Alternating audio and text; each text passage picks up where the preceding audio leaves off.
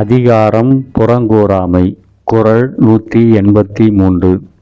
புறங்கூறி பொய்த்துயிர் வாழ்தலின் சாதல் அறங்கூறும் ஆக்கந்தரும்.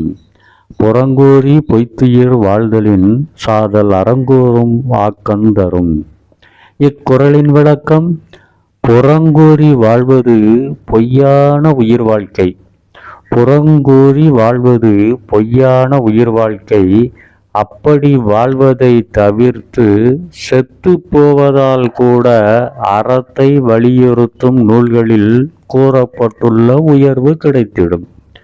அப்படி வாழ்வதை தவிர்த்து செத்து போவதால் கூட அறத்தை வலியுறுத்தும் நூல்களில் கூறப்பட்டுள்ள உயர்வு கிடைத்திடும் என்று செத்து போவதை காட்டிலும் மோசமானது புறங்கூறுவது என்று எச்சரிக்கிறார் ஐயன் திருவள்ளுவர்.